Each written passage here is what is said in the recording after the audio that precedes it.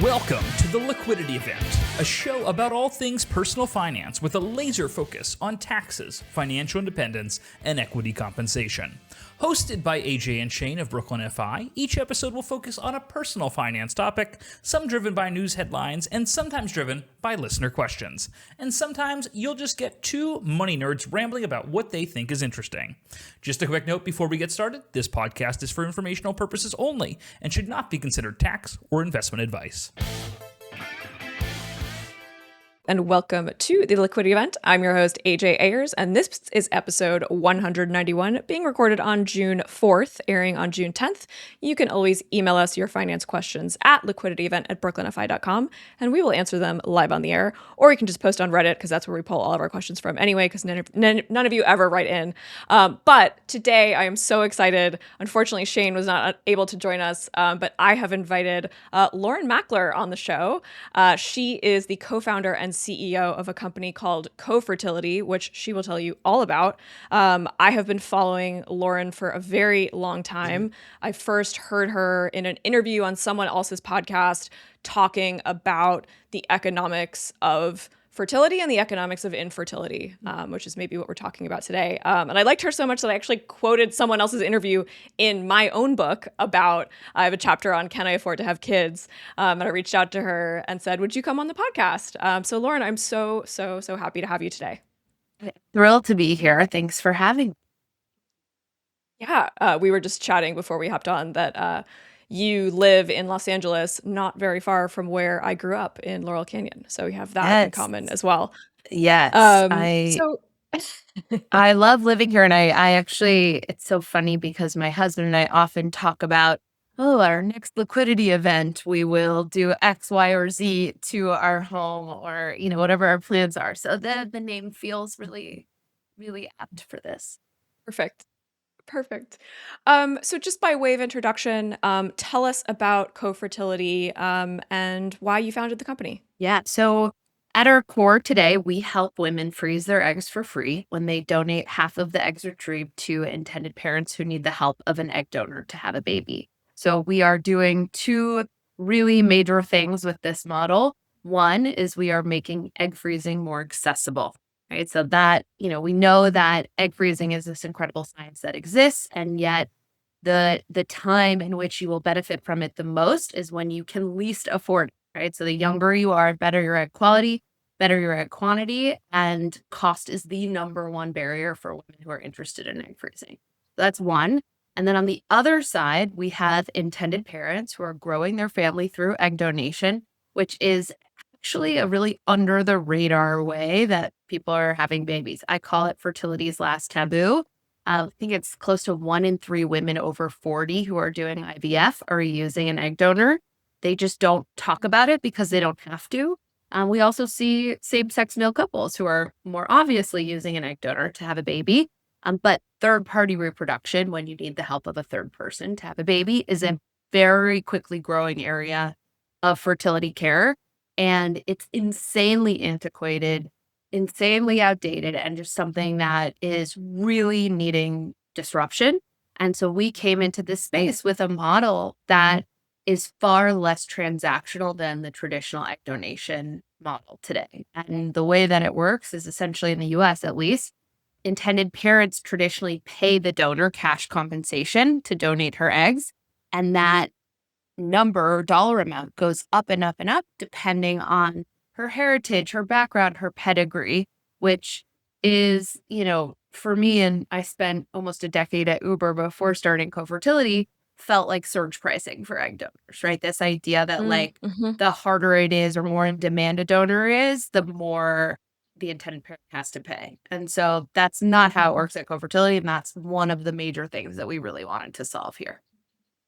Mm-hmm. So you're taking the pure marketplace, let's let the market determine the supply and demand of the value of this, and turning it into more of a joint decision between the parents and does the donor have any say in who the intended parents are through if they work with Yes, so they have the opportunity to turn down a match if it doesn't feel right for them.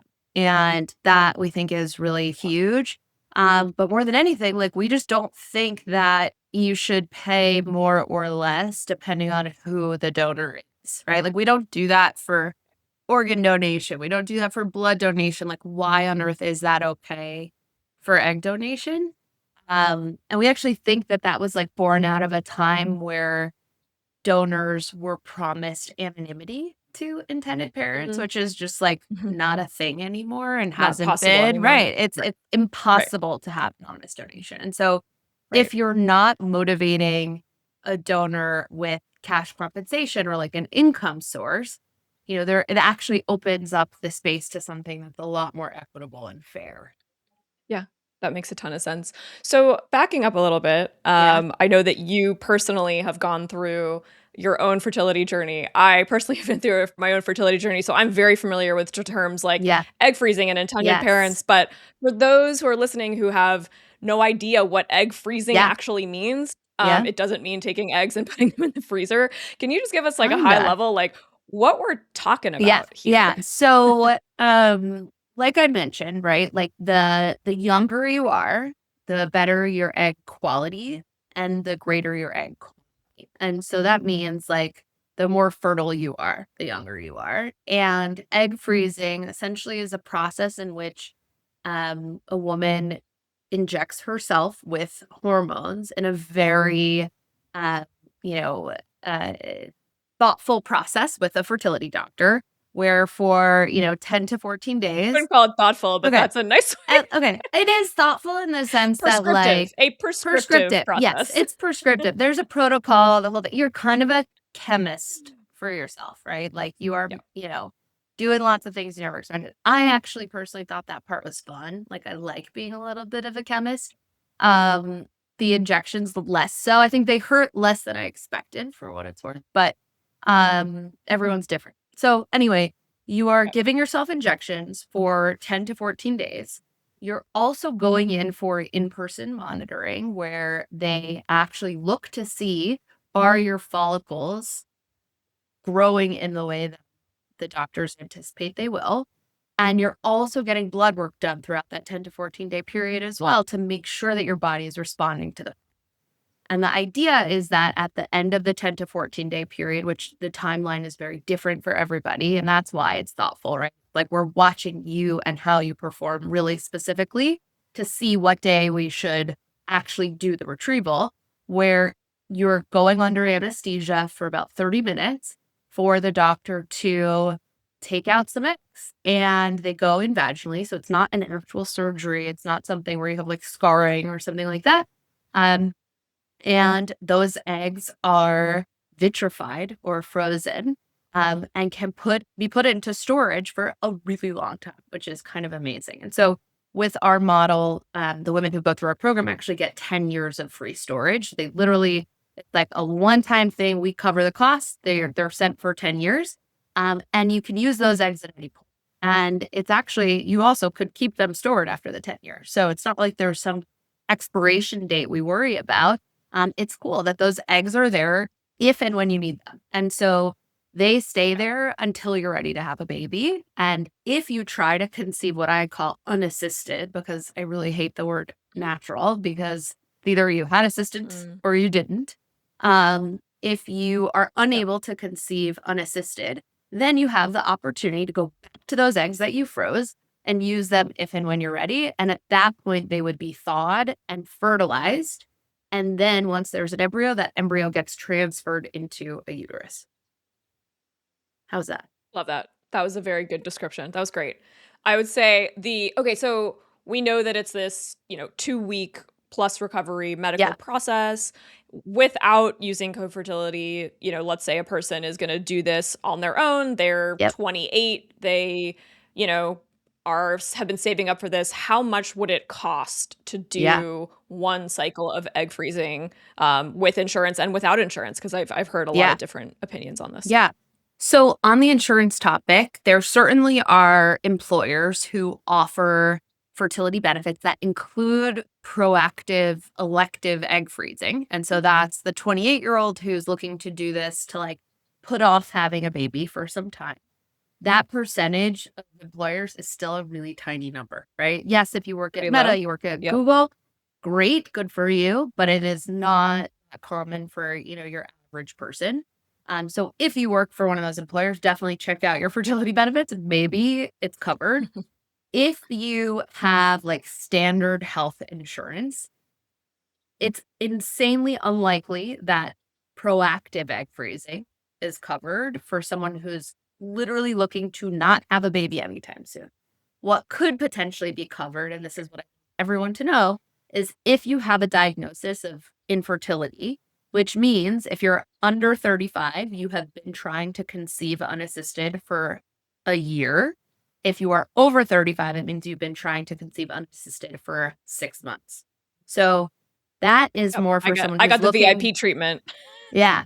That's like if you're I looking to went in at do. 35 and they were like, step right up this way. Yeah, exactly. Right.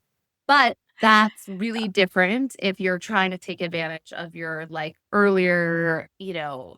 in your 20s, early 30s. Right. So if you are not someone who has the employer coverage for proactive fertility or egg freezing, um, you're looking at $15,000 to $20,000 in the US in 2026. And that may or may not be including storage. So, as an example, we talked to a clinic yesterday in Boston who told us that, their storage is about $1,000 a year, right? Like, I think a lot of people are surprised by these big storage bills, and it's really one of the roughest parts of this process. For sure. And $1,000 doesn't sound like a ton if it's a couple years, but if it's 10 years or if it's 15 years or, and it could be longer, right? Because you could have one child unassisted, but want to have those eggs as backup. So you could end up with them in storage Yes, for decades. So how exactly. long can an oocyte live in deep frozen storage? What's Decades. the lifetime of a frozen Yeah. egg? Wow, so I cool. think So we've cool. now So cool. seen decades work. Yeah. Pretty amazing. Wow, that's awesome. And I will Um, say the what about vitrification technology has gotten really good over the last few years. So we used to say like, oh my gosh, you should really freeze embryos if you can, but the thawing Mhm. of eggs has actually gotten much better than it once was, which is pretty cool. Yeah. And I think that's what some folks misunderstand is, freezing your eggs is just the female taking her eggs Yes. without necessarily having a chosen partner or having sperm actually fertilize the eggs, whereas embryos Yes. is in my experience with my almost 40-year-old and 40 early 40s friends, that's when you start to say, okay, we're at the point where our eggs are older because we're 37 and 38 Yeah. and maybe we're not having a baby today or maybe we can't or we can't Yeah. conceive naturally. We know our partner, we're married. Let's actually go ahead and fertilize those Total. eggs with our partner's sperm. It's just a wild scientific process. I've done it 4 It times and it's still yeah. crazy to me. Yeah. No, and I work in this space and it's still crazy and also somehow a miracle to me on any given day, right? Like it is something where, yes, if you know who you want to have a child with and you have zero doubt about that, of course, freezing embryos makes a lot of sense, especially because your partner also gets older over time. And I think we really Yes. underestimate the male factor of all of this, right? Like they 50% of infertility is caused by male factor, and yet women blame themselves over and over and over again. If you don't know who you're sure you want to have as a partner, freezing eggs can really even take the pressure off as you're dating and going about figuring out who you Yeah. want your partner to be. Yeah. When I first heard about Cofertility, like I had to like read it like 3 times to like understand like Yeah. what is actually Yeah. going on. So can you kind of give us like a case study or like an Yeah. example of like, Yeah. you started this company like to see your vision realized from, Yeah. a young woman who was not going to consider childbirth at any point because they Totally. felt economically challenged, and then what Yeah. does the other end of the happy ending look like with the donation? Yeah. Yeah. I mean, I think what's interesting is not only are we opening the pie of women who have the opportunity to freeze their eggs now, who maybe didn't in this age group, but we're also opening the pie of women that are interested in egg donation for the first time. So many of our members come through this process and they say, oh, so I never felt like I wanted to donate my eggs because I kind of felt like I was selling my body by getting paid to do it. And now It's like, oh, I can do this thing for myself that feels empowering for my own future while also doing something really nice for at the same time and helping them realize their like family building dreams, which for a generation, which I'm like really impressed by how service oriented and thoughtful they are, is like a really fulfilling thing. And so I'll give you an example. We have so many of we call them split members, but women who go through our split program, many of them are, I mean, they're really educated, really ambitious, like go-getters. Like a stat that I'll use, 55% of them have a graduate degree or higher, right? So they are really accomplished. I think what's interesting, I was just talking to someone about someone who she had finished med school, was figuring out her like residency and like where she was going, what she was doing. And she knew that based on her career trajectory, that even though she is engaged and knows like she's getting married and is excited about, who her partner is and the life they're going to build, they know that they're hoping to have 2 to 3 children, but they know that based on her training, she's not going to start having children until she's like 36, 37, and wants to be sure that she's not going to face secondary infertility where it's harder to have a subsequent child later. And so she was very excited about the opportunity to freeze eggs now, put them away in case she needs them someday, not even bother incurring the cost of fertilizing those eggs to create embryos right now because she may never need them. And because I said the vitrification technology has gotten so good, right? It's a backup, right? And I don't use the word insurance because it's not a perfect science, right? Never, when biology is involved, it's never a perfect science, but studies show people who freeze eggs are more likely to have children later in life because they have those, right? And so she went through our application process, saw that she's a great candidate for this based on her family medical history, based on her ovarian reserve today. And we were able to set up her process of monitoring retrieval and all of that, like local to her, where she is. And she's able to go through this retrieval process, match with a set of intended parents, and has the option to meet them as part of this process if that's something that she wants to do. And that right there, I think, takes away a lot of stigma around egg donation of like, who knows where my eggs are going? Who knows if a baby is born from this donation? And like, to me, that's some of the ickiest parts of all this is like having no idea. And so like, we actually have another example, an intended parent couple who just had a baby through Cofertility. They just gave their baby, the baby's middle name is the donor's first name. And like that to me is so special, right? Like it doesn't have to be this like secret that's like shrouded in shame. It's like, hey, we needed help having a baby and someone helped us. How cool is that? And they helped her in return. And I think for sure. And I think, you hit on, the super ambitious woman who's, got everything right. She's got the supportive partner. She's got the great career, but there's this tremendous biological pressure of, hey, your biological time frame for getting all of your family planning goals done, like having 3 children, that window is very short. And unfortunately, it often coincides with the opportunity for women to have the careers they want and self-actualize. So I think, this new technology that we have is freeing. Like, can you share some examples of women who have, done this and then gone on to have amazing careers because they felt this freedom? Yes. Well, not only that, but also on the other side, so many of our intended parents are women in their 40s who have said, I prioritized my career. I went and I became a surgeon, or I went and I, became a professor, and I did all these things that I feel really proud of and set out to do. But it meant that I started having children later, or I met my partner later than I anticipated, or whatever it may be. And boy, do I wish I froze my eggs, right? And they say to me, I wish Cofertility existed 20 years ago. And so I think I don't know if you saw this stat that said more women in their 40s had children for the first time in US history than women in their teens.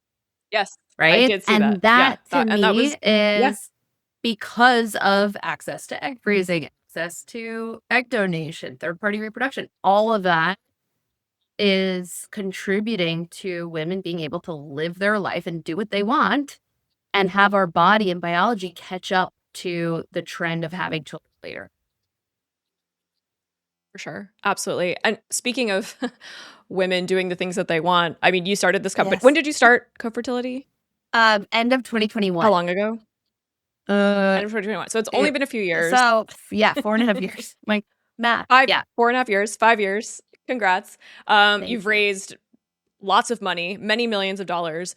What was it like? I mean, you have a background in tech. You were at Uber. I think you have a co-founder Yeah. who was also in tech. You Yep. have probably seen how quote unquote easy it was for someone to raise millions and millions of dollars for a rideshare company and then take that public. How has it been being a woman raising money for a women's fertility startup? Yeah. Yeah. What I will say is that I feel so lucky to have the cap table that we do, right? Like I look at every single name on there and I look around at a board meeting and I know everyone here deeply believes in what we're doing and believes that like doing right and doing good and having like a mission centered business like can actually be in alignment with commercial viability and success, right? So like they believe that the opportunity is here, but for every one person that said yes, like there's 5 to 10 that said no, right? And what this was for me was a lesson in like not giving up. Like I am relentlessly relentless, and just making like refining the pitch and making sure that people don't see this as niche because it's right. And some people will, Yeah. and those aren't your people, right? But yeah, it's a really different conversation than ride sharing or AI or whatever it might be. I mean, yeah, it's such a, I would imagine even now in 2026, it's harder to raise money unless you put AI in your pitch deck. And I'm That's wondering, for sure. did I you ever mean, have a moment where you had to throw AI into a pitch deck to seal the we deal? actually like we surprisingly are pretty AI native company. And I think I wouldn't say like, oh, we're an AI company, but I would say we use a lot of AI day to day. So um it's a really interesting time to be raising money and Yeah. to be building companies. And I think we're gonna look back and sort of laugh at what this technological advancement meant for all of us. It's gonna be Yeah. wild. I mean, I think what you just said, like you have the right people in the room and you have the right people on your cap table. I mean, you connect the dots. The women who are able to have careers and generate lots of income and wealth are now making investment decisions. And I think we're just starting to see the tailwinds of that. The, early employees at Meta who had massive exits, we're about Yeah. to see that with Anthropic and Yeah. SpaceX and OpenAI. There's a lot of women who are about to become millionaires and are I'm about to pumped make about it. decisions about where the money goes. Yeah, I'm super Yeah. stoked about it. Well, and that's in part, I think So what Hallie, my co-founder, and I really cared about with Cofertility is like, let's give women as many choices as possible. And that's what this opens up, right? yeah, Like if this is a for for sure. you, it's a choice to have more options. That's it. Yeah. Yeah, I mean that's our whole financial planning process at Brooklinify is literally like how can we create optionality for you? That's literally the purpose of money. You're working Yeah. hard, you save it, you can survive tragedy, you can survive a layoff, you can survive a Yeah. career break, and Yep. you can still live your best life. Like that's what the money's for. So, Yep. going through this in my own journey, like money stopped having meaning because it was just like $10,000 here for this and this insurance bill and whatnot. But my husband and I were like, well, what else is the money for? Like, we want to have a family. Right. Like, this is a good use of our capital. So let's spend it. Yeah. Speaking of spending money, Yeah. you've raised a bunch of money. Like, what's next for Cofertility? Like, if you were to do a big raise, like, where does that Ooh, money go? How do you grow? How yeah. do you reach more people? Yeah. I think so. I think about it in part like building the foundation to grow, right? Like I need to make sure that we have the systems and the team in place to support additional volume. So I think about what we do as tech-enabled services, right? Like those services, while some of it sure can be built and powered by AI, human in the loop is really important to what we do, especially in a place that's as sensitive as fertility, right? Like this is, for intended parents or for our slow members, like a really big decision. Like you're not just going to trust it with some like faceless computer. Like we have real people that power it. And so the people are part of it, but making sure they're well set up to scale a business is important. And then awareness and reach, right? Like I am so pumped about testing new channels and reaching people in new ways. And like there are certain categories of people that we know are more interested in egg freezing, like physicians, like I mentioned, they're actually twice as likely to experience infertility as the general public. And so that's an important group for us to reach. Like, what can we do to do that, right? Like finding these categories and going big and reaching them in new ways is something I'm excited. Awesome. I mean, yeah, to me, where do people get their health and financial, guidance from? It's often their employer, right? You have a 401k. Yeah, For most people, that's the investing they're doing. For most people, their health insurance comes from their employer. How can women and men like apply pressure to their employers? Like, how can we get yeah, more understanding or more support for women who just happen to be the childbearing sex? Like, how can we all solve this yeah. together? How can we pressure our employers to offer more fertility benefits? I think talking about it is number one, right? Like I think that I actually saw a Reddit thread recently that was like about, can you take the day off for egg freezing? And I wanted to like shout from the rooftops, like, don't keep it a secret. Like, tell your manager, tell your employer, I'm choosing to go through this process. Like, it's a 10 to 14-day process. I have to have X amount of appointments. This is what I'm going through. Tell your team. Like, it's similar to how they talk about, like, do you parent in secret or do you parent out loud? Right. So I tell my team, like, I have pre-K graduation today. Like, I'm going to be gone from this hour to this hour instead of just like blocking my calendar and being like, I'm out of office this time to this time. Talk about it. Like, it doesn't have to be a secret. I am such an advocate of people talking about their fertility challenges. Or I told my team when I miscarried because I wanted them to know where I was and why and how and all. Like, Yeah. to me, normalizing those things is when an employer like opens their eyes to, wow, this is like part of the authentic human experience. And if the goal is to support our employees through the human experience, that's part of it. I think Yeah. it's hard as you know, a single individual to do that. But I think when you have other, I don't know, like your work besties, right? Like you collectively talking about these things helps. So doing it in numbers. Yeah. Something that I heard the other day from a woman I was talking to who has had 3 children, runs a firm similar to ours, like a superstar, right? And has had 3 children and like amazing, like just I'm so in awe of this person. And one thing she said to me was, the best thing that we can do to move this forward is to get men on board because they're often, unfortunately, the ones making the decisions about payroll and benefits and the P&L and adding on a benefit like egg freezing or even some kind of partnership with Cofertility or something like that in the future. Like Yeah. it's often going to be men. So we have this burden, we women have this burden of education. And she said something that I thought was so Yeah. powerful, which is that we need paternity leave. We need men to take their paternity leave for them Yeah. to understand what it is like to come out of the workforce entirely.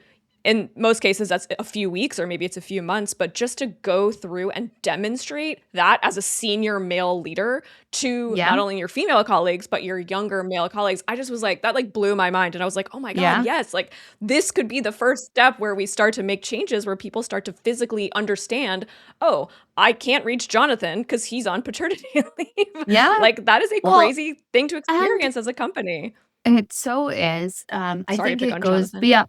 No, I think it goes beyond just taking parental leave, and it actually goes into just like how do you parent, right? Like I think so many, and I see it with friends, family, whatever, where like the mom by default is the primary parent, even when she works full time. And I absolutely hate that. And it's something I'm very proud of, that my husband and I knew from day one that there is no primary parent. We're equal parents and we're both working full time. And we both, yes, we divide labor in different ways. And there's certain things that he does, certain things that I do. Like he will not clip a fingernail on our toddlers because he's terrified. But there are certain things that I don't do that he does, right? He makes breakfast every morning. And so, like, that Yeah. sense of ongoing shared equal parenting is important for me to be able to show up at work in the best way. And I think it also sets the right example for our kids. And so I want to see more equal parents, even just in the day to day. And then I think that shows up and does what it needs to at work. S- Start the conversation. We're almost out of time, but before we go, what is the craziest misconception about egg freezing or infertility you have ever heard, and how did you correct it? I think the strongest misconception, I don't know if it's craziest, but it's something that like really bugs me, is this idea that like you can't know until you try to have a baby. And I think that like people really underestimate the fact that you can get blood work, you can have an ultrasound, you can do these things long before you have the partner that you want to have a baby with. You can like find out what your picture is today and not bury your head in the sand until you're ready down the line. Like this does not have to be such a mystery to know where you're at. And that can actually be the same on the male sperm side too. Like, very cool that men actually have the opportunity to change their lifestyle and behavior to improve their sperm over the course of a 3-month period. Unlike women, they'll like get checked. Like, there's so like the data is available to us. Go get it.